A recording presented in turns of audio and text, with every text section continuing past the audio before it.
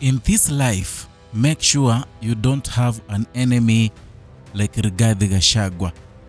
An enemy who has nothing to lose, an enemy who is bound to take you to the grave.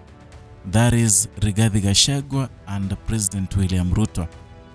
Now, according to the videos, live footages and photos that were streaming from Western into Statehouse, it has caused a lot of panic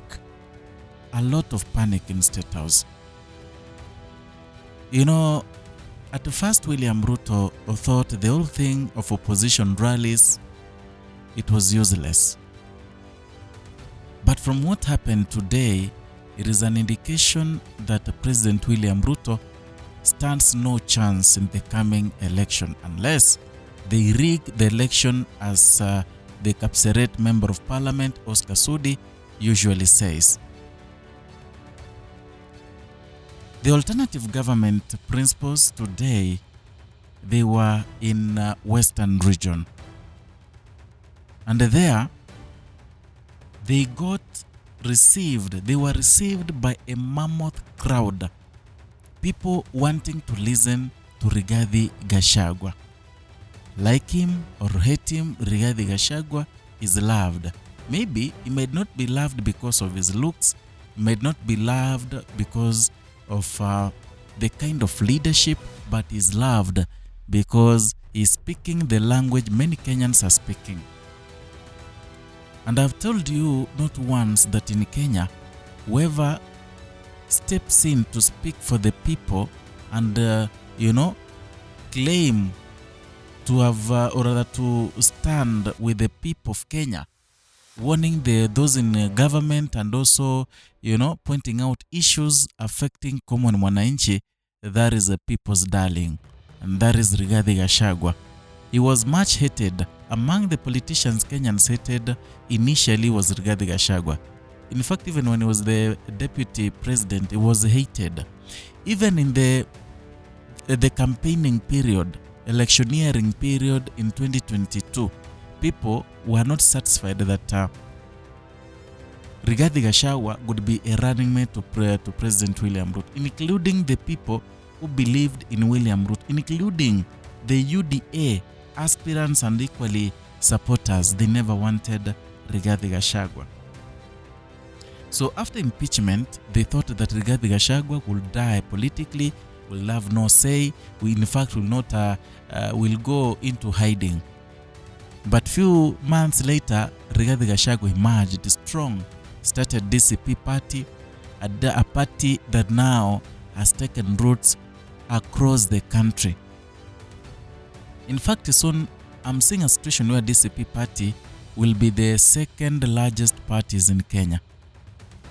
Not because it comes from Mount Kenya region, but because Rigathi Gashagua has started resonating with the Kenyans, pointing out issues, pointing corruption issues, standing with the Kenyans.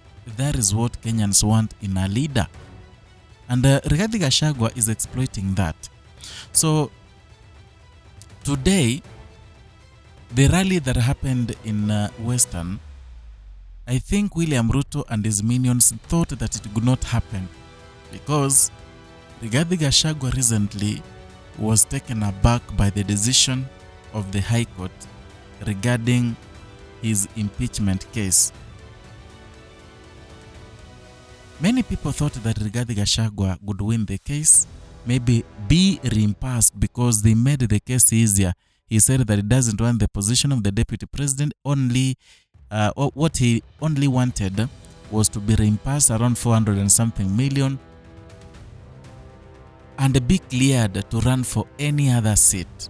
I think President William Ruto realized that this thing would bring chaos and then locked him out. Among the opposition leaders, only one person is so determined, and that is Rigathi Gashagua. Very determined. You see him campaigning in Mount Kenya even at night. Akitumia torch, using the vehicle lights, campaigning. That is someone who is determined. And there are many things that are driving Rigathi Gashagua. Number one is not about leadership. It's not about he want to become the president. In fact, he is more determined to remove President William Ruto from the seat to revenge more than him becoming the president. So it seems like President William Ruto knew all that, and that is the reason why he decided to make it happen. He decided to make it happen that Rigathi Gashagua to stay impeached. And then people thought, now that he was impeached, because he looked desperate, the way he spoke in the press briefing the following day, you could tell that he was hurt. So today's rally, many thought it could flop. But according to the videos, live videos from the ground and the photos, there were mammoth crowds, attending the rallies, receiving Rigathi Gachagua and other co-principals. I think is something that was historic. And President William Ruto and the people around him in the Statehouse were in panic. They never expected that.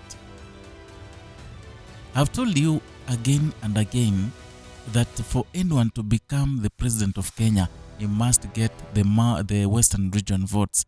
Even if he doesn't get the 100% votes, even if he gets the 50% vote, he must get those votes. So if last time he got almost half of the Western region votes, this time round things are hard. And you see how people are aligning themselves with the one-term battalion. It is very difficult for William Ruto to get that half of votes. And that is something that is giving him sleepless nights. That is something that is making William Ruto look emaciated each day. And by the way, in as much as Kenyans are talking bad about William Ruto, sometimes I try to be in his shoes. Unasimama leo kidogo, unasikia Sifuna alikuwa na rally pale Nakuru, watu wengi. Kikaa kidogo, unasikia kuna finance bill, anti-finance bill protests in Nairobi. Kikaa kidogo, ulikuwa umepiga hesabu yako ya kupata pesa mzuri tu ya 1.7 billion pesa safi cash kutoka Marekani because you want to create an Ebola quarantine facility in Nanyuki. You realize people are demonstrating, tough demonstrations. People are killed and your government is questionable. Ukitulia kidogo, watoto wamekufa 16. And then people are blaming you as if you are the fire. In fact, if there's someone whose life is so difficult, is President William Samoei Ruto. And the opposition team have realized that William Ruto has panicked. Now wanamsukuma kama gurudumu. They are pushing him to the wall. That is why you see Rigathi Gachagua openly calling him mwizi. Wewe Ruto, wewe mwizi, wewe muuaji, uliwa Gen Z. Tell me. Today, when Edwin Sifuna attended the requiem mass of the 16 innocent souls that were lost in Utumishi Academy, he said openly there is bad leadership that has failed to put in structures to prevent such cases of fire in schools. He was saying that in front of Rachel Ruto, the First Lady. That is why we tell you that fear is no longer a thing. In fact, fear is a thing of the past. People are not fearing because, tell me why. You just tell me why. People can keep quiet and yet some of them have nothing to lose. I don't know what you think, but write your comment down in the comment section talking about the rally of alternative government in Western region and talk about the perception that was drawn from that rally. If you're new here, consider subscribing, liking and sharing our content.